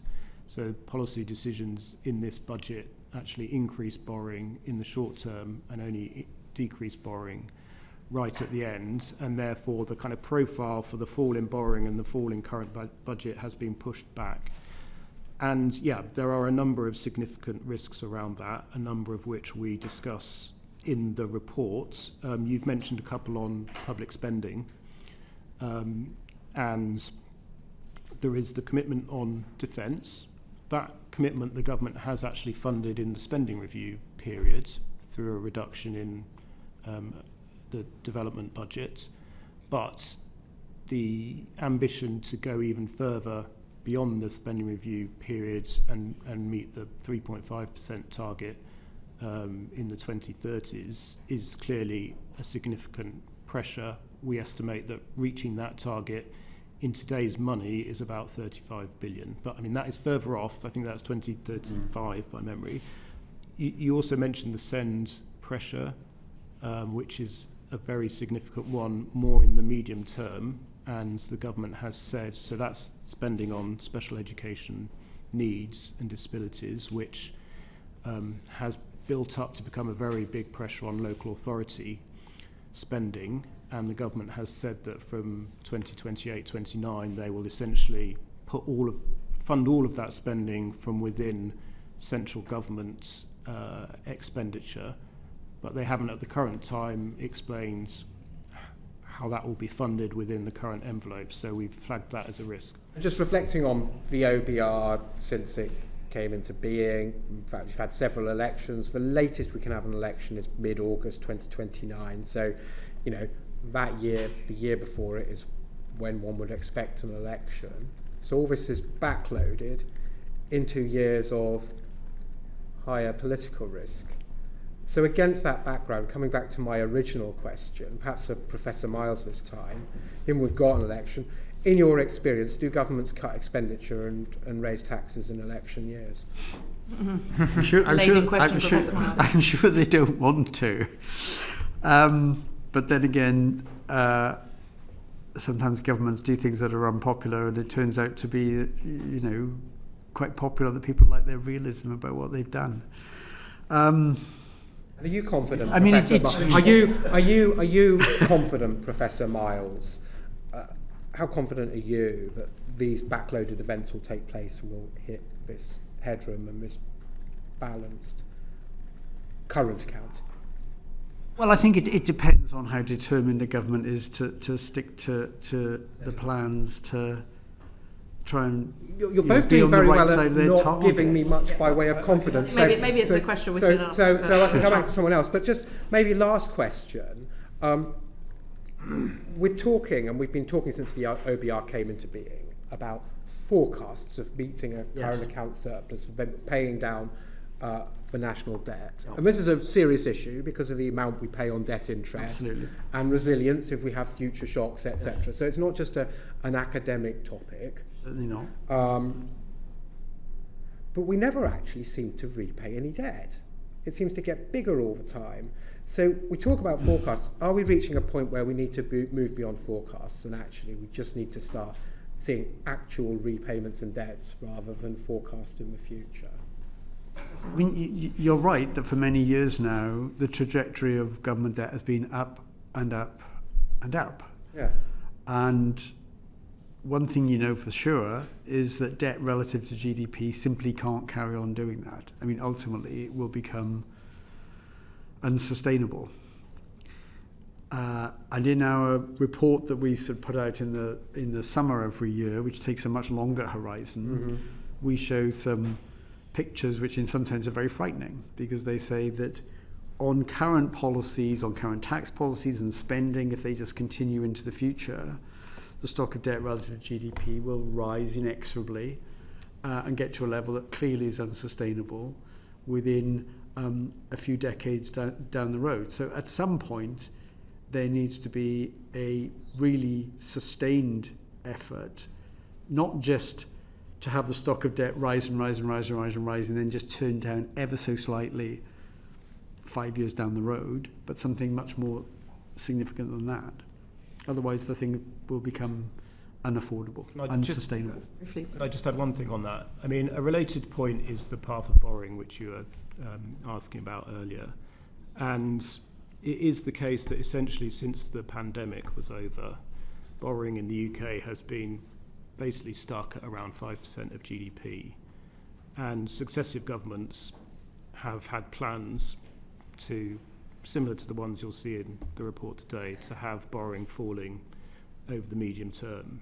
And that has not happened. Borrowing has remained about 5% of GDP, with the implications for debt that David's talking about. I mean, that's been a combination of kind of shocks or bad news on the economy coming along, but also changes in government plans. But I think, you raise a very important point here about the actual position of the public finances now, rather than always focusing on what's happening in the forecast. Thank you very much, Mr. Bailey. Chris Coughlin, MP. Thank you, Chair. Mr. Joseph, you state in the EFO that the government will reduce SEND funding by 2.2 billion in 29-30. The Department of Education have put out a statement saying the OBR is fundamentally wrong, and that it will not come out of the core schools budget, and the projections do not take into account detail for their reforms. Do you agree with the DFE, and will SEND funding not in fact be cut? So a couple of things on that. I mean, one is that we have to produce our forecast based on announced government policy, and the government has not announced a plan for reforming SEND at the current time. Their intention is to do that, I understand, in the new year, but there were no details that would have allowed us to score anything in this report. What they have announced is that this very, very large pressure, £6 billion we estimate, will be moved from the local authority sector into central government sector. They did not set out how that would be funded, and that is in a year when there are other significant pressures on the existing spending review envelope, including from inflation, as I was talking about earlier, but also other areas of spending pressure. And it's also a year where the government has actually decided to try and reduce overall spending a bit compared to the past. So, it is clearly a risk. And as a result, we always have an assumption on the amount by which we think departments will underspend their allocations. And on the basis of these pressures, including SEND, we decided to take that down to 0, which is, I think, the first time we've ever done that. On the point that the Department for Education is making, we have a duty in legislation to set out risks to the fiscal forecast. The government had not told us in that year how they were going to fund this, where any offsetting savings came from, and therefore, in order to illustrate the scale of risk and pressure this created, we illustrated the implications for mainstream school spending if, and there is an if there, it was all in the Department for Education's budget. Thank you very much. But you scored it on the schools, the schools budgets as well. Did you? Well, we don't produce a bottom-up department by department forecast. We didn't make a bottom-up assumption on that because the government just told us it would be absorbed within overall government spending. It didn't tell us how it would fund it. So what we did was provide an illustration of the risk and pressure. It was only an illustration. So I think as the government had put in the red book something about that it would come from across government spending. But because we have to illustrate risks, and so we chose to do it, which I think is reasonable, by illustrating the impact it would have on the school's budget. Thank you very much for making that clear. John Glynn, MP. Could I ask you about efficiencies in government? It seems to me that the budget highlighted an additional 4.9 billion of efficiencies, building on what we had in the spending review, which was, I think, 14 billion of efficiencies. Can you tell us about your sort of confidence level in achievement of those? It's easy to project us over an extra 2% in NHS productivity, for example, but how credible are they based on what is actually attained? It seems often people assert that to make up the numbers, but then it doesn't happen. Yeah, so I mean, we have not built into our projections of public spending a sort of assumption in our numbers on the difference that those efficiency targets will make. Essentially, as you know, we take the government's overall plans that it sets at spending reviews for departments. What we do, as I've been explaining, is make an assessment of the risk that we think there is within those envelopes, and we, on the basis of that, adjust these underspend assumptions that I'm talking about, but we also try and illustrate in the book where there are risks and pressures beyond that. And I think, you know, it's certainly the case that there are a number of new pressures that have come in to departmental spending since the spending review allocations were made, and that is why, as I said, we've reduced these underspend assumptions, not just in that final year that I was talking about, but actually across the whole of the spending review period. And you know, that it does mean that if the government wants to achieve those plans, these efficiency plans will need to play a really important part in that. I say we've not made a sort of detailed assessment of those efficiency plans ourselves. But if you're talking about a 16% increase in back office, reduction in back office costs in the civil service by 4 years' time, that's quite an ambitious number to aim for. I mean, it is the case, obviously, that in the past, governments have been able to reduce departmental spending, most notably in the 2010s, and at that time, a big part of that was efficiency savings. So, yeah, there is evidence that it can be done, but it's certainly always challenging. Thank you. Yes, thank you. I think I have many stories about challenges that could be. I wanted to move on now to Bobby Dean, MP. Thank you, Chair. One of the risks of the fiscal forecast that you've highlighted in the report is about the potential for a correction in the global stock market. We're hearing news this morning that UK pension funds are starting to dump US equities. There's a general sort of fear that we might have an AI bubble. I just wondered if you could talk us through those risks, and in particular how it might impact the government's fiscal mandate. Those risks certainly exist, and I think we did two different scenarios, one in which there's a really substantial adjustment. I think it was 35% fall in equity prices. That's right across the world, so it includes UK stocks. The other was, if you will, a shock that emanates from somewhere else, but there's a sort of smaller knock-on effect in the UK. That was sort of motivated by the idea. So, and in that one, 35% in the rest of the world, but only 15% in the UK. And that was because on a lot of different measures, UK stocks just look less overvalued than they do in a lot of other countries, particularly the US. And the scale of that is very, very marked at the moment. So the US, one measure of valuation is what are the price of stocks relative to the earnings of companies, the so-called PE ratio. That's not far off twice as high in the US as it is in the UK. So it seems sensible to say, well, there could be an adjustment in the world. It's probably going to be bigger in the most overvalued markets. The UK is definitely not in the overvalued markets in the world, but you couldn't plausibly think that a very big sell-off in the global markets wouldn't have any impact on the UK. So we do both of those. We don't try and identify what it is that causes this. Obviously, the thing that you highlight is very much in the minds of many people, that some sort of tech stocks, IT stocks, call them what you will, look like they're very stretched in terms of valuations, and people are getting nervous about that. So it could be that, but we're not specific. And we just then try and trace through what it does to both the economy, but also through direct links to government revenue, and impacts, for example, on the valuation of the stocks held by local authority pension schemes, which then has an impact on one of the fiscal measures, which is public sector net financial liability. So a big fall in value of stocks, given that they are big holders, those local authority pension funds, big holders of stocks, that's going to flow straight through to that measure, public sector net financial liabilities. And the impacts are big. I mean, just on the current balance, I think it's a deterioration by about 16 billion or so. I mean, that's as much as our estimated impact from the productivity downgrade on the current balance if you got 35% off equities all over the world. It's a little bit better if it's the rest of the world has a big hit, we have a smaller hit. It's not 16 billion off, it's 9 billion off. So do you want to add something on the fiscal stuff? Thank you, Mr. Dean. Thank you. We obviously the gambling taxes were changed in the budget. I'd be interested to know how you score those, because obviously there's an awful lot of behavioural changes, and we had from the gambling industry a suggestion that people would be pushed, for example, to the black market, so they still gamble, or equally there's a possibility of a shift of type of gambling if taxes are put on some. So how do you go about scoring that, and what were the any particular messages you've got? Yes, thank you. So this was quite a complicated measure to cost, and there are a number of assumptions in there on behaviours.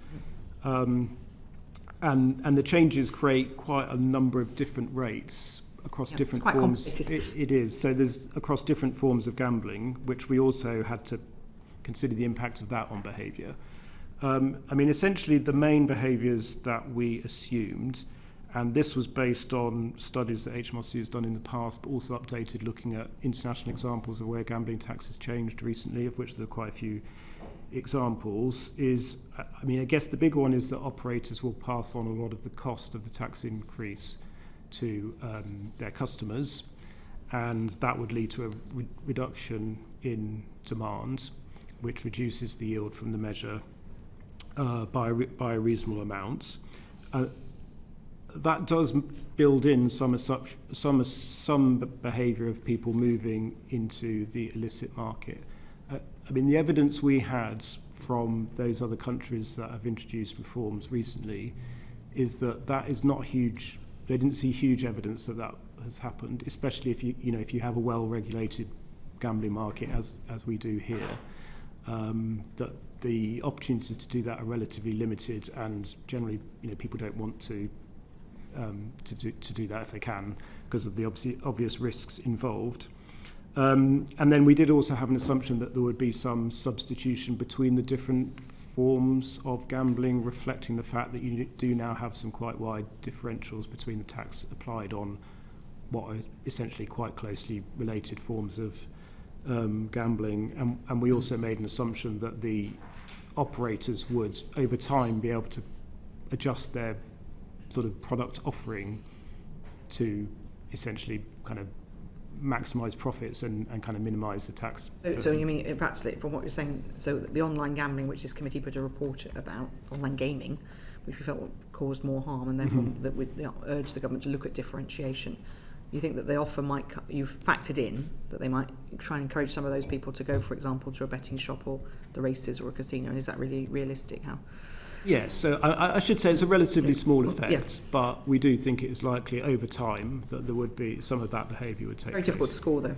Yeah, I mean, again, it's one which there is a big amount of uncertainty basically about that behavioural response, but I do think it is one where HMRC have actually done some really, really detailed work, both using their own analysis from the past, but also, as I say, taking account of international evidence. Well, we'll maybe raise it with them when they're in front of us in January. Thank you very much indeed, Mr. Josephs. Luke Murphy, MP. There were new taxes to electric vehicles applied in the budget. I wonder if you could just set out what the scope of these taxes are to, or tax more specifically, to plug the fiscal gap created by reduction in fuel duty revenue. Yeah, so we've got some analysis of that in the report. We have for a long time flagged in our long-term risks report the big risk to government revenues from the loss of fuel duty over time as the government shifts to meet its climate change objectives through the electrification. And so we do some analysis of the offset that the new EV charge will create. And what we show is that essentially it offsets around a quarter of the lost revenue from fuel duty over the long term. And that the reason it's not 100% is because the EV charge that the government has set is roughly half the charge on the average driver through fuel duty. And also at the current time, it only applies to cars and not to vans and lorries, which vans and lorries account for, I think, well, it's close to half of all fuel duty receipts. So those two factors, lower rate and only applying to cars, is why it only replaces around a quarter of the revenue from fuel duty. Would your expectation be that the charge will have to increase in future in order to fill that gap and potentially be extended to vans and lorries? Well, I mean, that's obviously a decision for future governments, not for us, but yeah. You predict a kind of reduction in EV car sales of around just over 400, or nearly 450,000 as a result of the measure, which is offset, I think, by other government policies to kind of increase sales.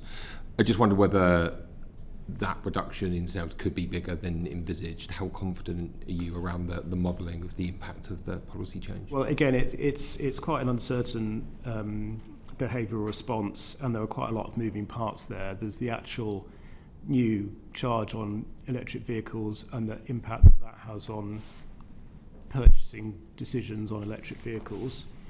There are also, as you say, offsetting policies that the government's introduced to try and incentivise purchases, so that through grants and through some other changes to taxation that will reduce costs.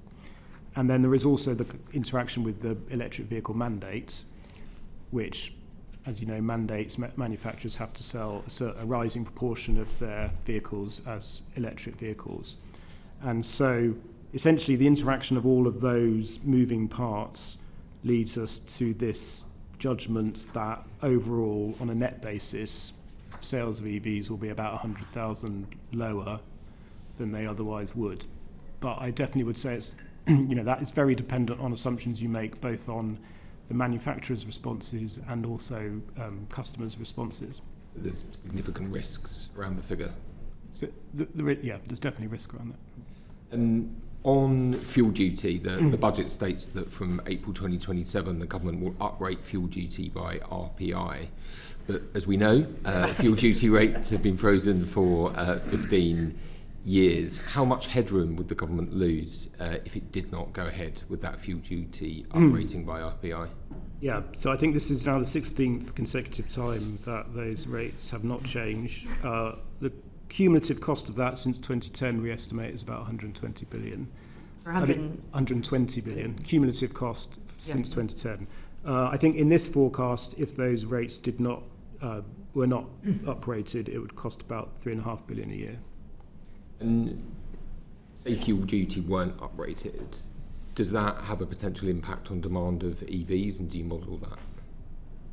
It would do. I mean, essentially it sort of lowers the cost of petrol and diesel vehicles relative to EVs.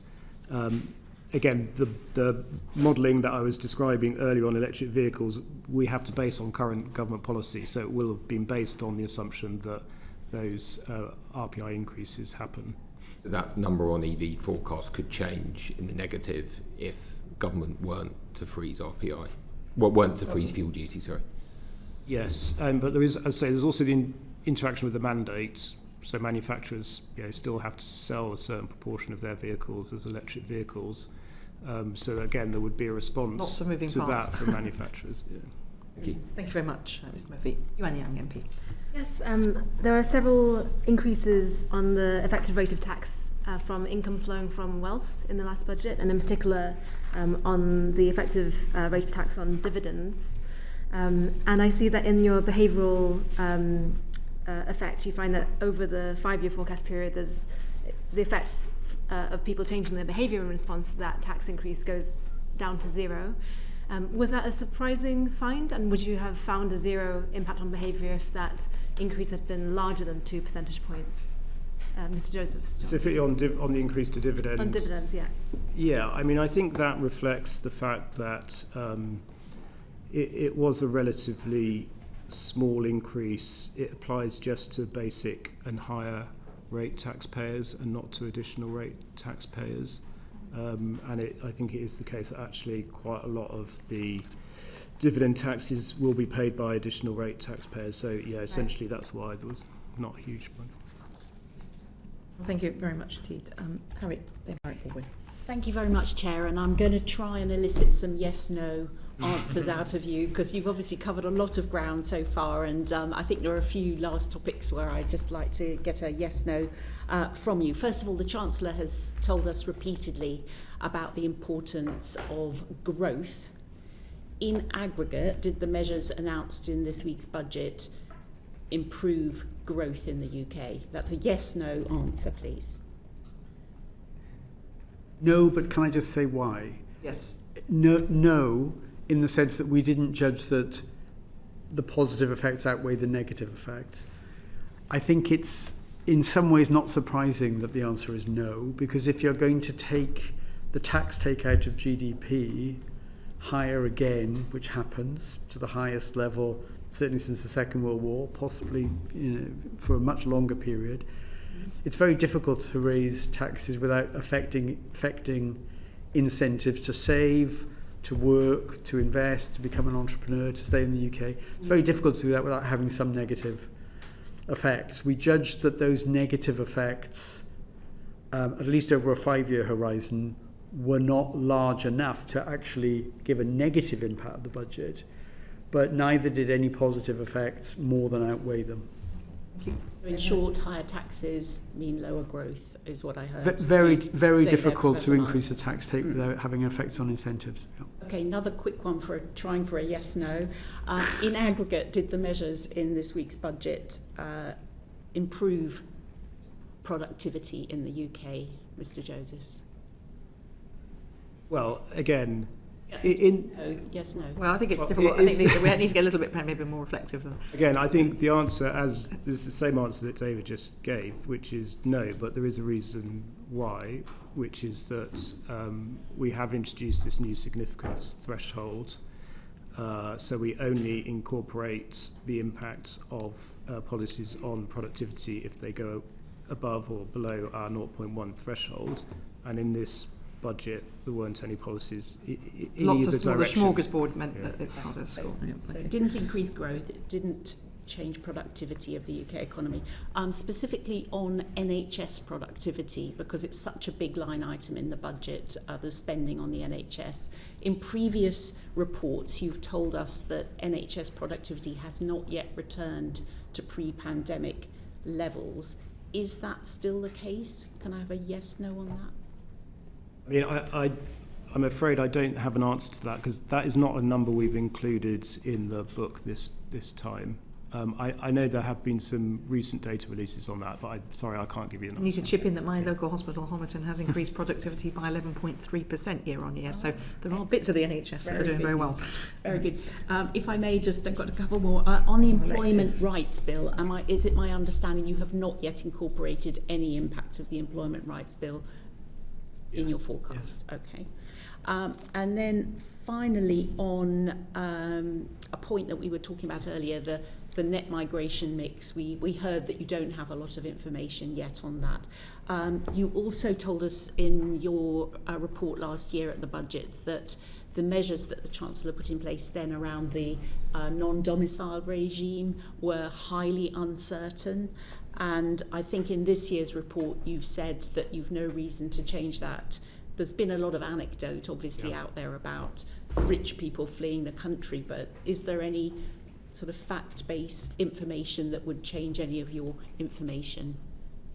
So, as you say, we've not changed that assumption because we don't feel there's any hard evidence out there that would lead us to change that assumption. I mean, that assumption is that there is pretty significant outward migration as a result of that policy. But as I say, still within the parameters you estimated. Yeah, no new evidence, and we won't have really hard data on that until early 2027 when we start to see the actual tax receipts. And then final one, if I may, the salary sacrifice measures in terms of pensions were the second biggest item in terms of the tax increases in this budget. do you think that that will have a long-term impact in terms of your medium-term fiscal forecast and the amount that we save for pensions in this country? Yes. A long-term impact, well, I think you would expect it to have an impact over the long term. I mean, it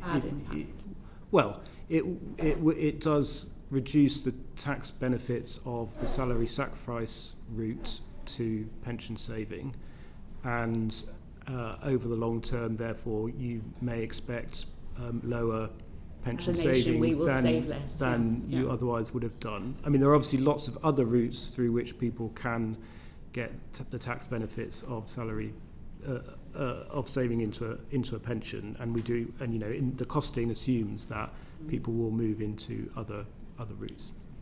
Thank you very much. Luke Murphy, MP. Thank you, Chair. I just had a question about the significance threshold on policies. I just wondered, do you only ever assess what the government puts in front of you, or do you have a kind of a basket of measures, as it were, or a range of different types of policy that you publish that you could show makes the biggest difference in terms of growth enhancing measures? How does that process work? We only consider policies that the government has announced as final policy decisions, and I mean that's something that's set by our legislation. We're not permitted to look at alternative policies. I would say one point here is that I think one of the issues we have faced when undertaking these sort of exercises of incorporating the impact of government policy is how can we be assured that we are being given a sort of full picture of the various changes in government policy that might have an impact on growth. And I think in particular that is an issue for us when it comes to departmental spending policy and regulatory policy. On tax and welfare rate changes, essentially fiscal events bring everything together, so we can be very confident we're looking at all tax and benefit rate changes.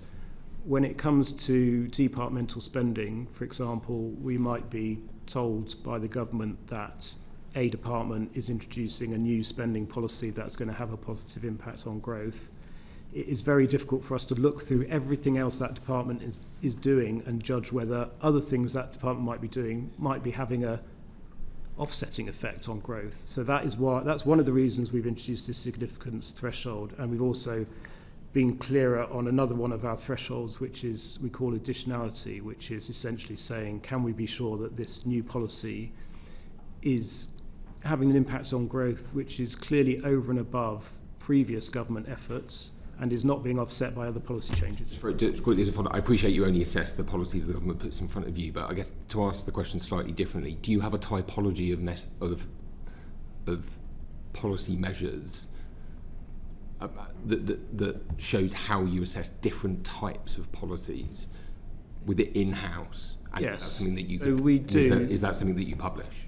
We do, and we've published the published report, which basically shows how we approach different types of policy. Yeah. Thank you very much, John Glenn, MP. Can I just ask you on the employment rights bill? I mean, it was in ping pong, but immediately before the budget. But I suppose the U-turn on Wednesday on first day rights would vindicate your position on that. Yeah. So back in March, we said that this policy was the final picture on that policy was very uncertain because it had to go through a legislative process. There were a lot of amendments in play, and also quite a lot of the important details would only come in secondary legislation. We thought by the time of this forecast we'd have a clearer view. As it turned out, that was not the case. It was still going through this process, so we judged we were still not able to estimate the impact on growth, and as you say, there have been subsequent big changes. Yeah. I think it's clear. So in legislation, you can only deal with policies of the government, and the same really for legislation has to be finally pinned down. Well, we do score policies where the legislation is still going through Parliament, where it's in most cases is pretty clear what the final outcome is going to be. In this case, that was just not the case. So the number of amendments. And also the fact that a lot of important details would come from the secondary legislation that followed the primary. There's a message for government, isn't it, about what to put on the face of a bill and in secondary legislation. If you're in government, you always want it in secondary legislation. If you're in opposition, you always want it on the face of the bill. But before we finish, I just want to ask a couple of quick questions. One of the we haven't talked much about gilts today, but we've seen the pattern of gilt trading here. But one big question is, why are the UK gilts rates consistently higher than in France, which has far more debt than even we do? I think part of the reason is that UK gilts obviously are denominated in sterling and French government bonds in euros, and the euro is a clearly more widely held global currency than sterling. There'll be a lot of investors that think some part of their portfolio needs to be in euro-denominated assets. There'll be relatively fewer, at least outside the UK, who would think, yes, we absolutely have to have some sterling-denominated government bonds. I think that's one reason. I suppose there's a slightly more nebulous one, that if things really fiscally got very difficult in France, that there might be some European Union ECB strategy to try and help them. That's not going to come our way. Okay, thank you. That's very helpful. Going back to what we were discussing at the beginning, you were very clear about the unhelpful information that you felt was being put out there. If that unhelpful briefing occurs at a future fiscal event, I think it's clear that the committee would be quite like to be informed of that. Are you happy to support that as members of the Budget Responsibility Committee? Obviously, you'll have a new chair, would have to be involved in that discussion too. Is that something, Mr. Josephs, you'd support? Providing information if you felt that the OBR was being buffeted by briefings? Yes, absolutely. Okay. I mean, in terms of actual briefing, it's obviously quite often very difficult for us to know exactly what is happening and who is briefing and what. Well, it could be wild speculation, it could be media speculation, it could be briefings, it could be leaks, all of those, but all the noise around it, I think, is my point. I think one thing I might add to the discussion we had earlier when you were asking about the letter is one thing that was upmost in our minds when we considered writing that letter was the expectation that this committee would be asking us questions about what had happened, because you have done that previously, and therefore that was part of the thinking about, in terms of putting it down on paper so it was clear. Yeah, get it out early. And we also had questions from the Shadow Chancellor as well. So okay. And what about you, Professor Miles? Would you support providing us with that information in future? I would. I mean, the OBR is here to serve this committee, and if you find that information helpful, we should respond to it. Thank you very much. And did you ever feel, push you a little bit more on this, that the Chancellor or any Treasury Minister gave an incorrect impression to journalists or the public about the information that you had supplied to them? I think there were misunderstandings in the media, but that's not something I would pin down. Can't be sure where it came from. Right, exactly. Okay. Exactly. And Mr. Joseph? Yeah, I think the same. It's very difficult for us, and we are not here to comment on government communication or on what then led to media speculation. The purpose of the letter, as we've discussed, was to sort of set out the facts in terms of the evolution of our forecast. Everything else that happened is really not something for us to, I think, sort of reach judgment on. Well, thank you very much, and can I thank our witnesses very much indeed. That's Tom Josephs and Professor David Miles of the Budget Responsibility Committee at the Office for Budget Responsibility. This is the first of 4 sessions around the budget, so tomorrow we have a group of economists, next Tuesday we have the Bank of England, and on Wednesday we have the Chancellor of the Exchequer. The transcript of this session will be available on the website uncorrected in the next couple of days, and once again I thank our witnesses. Order, order.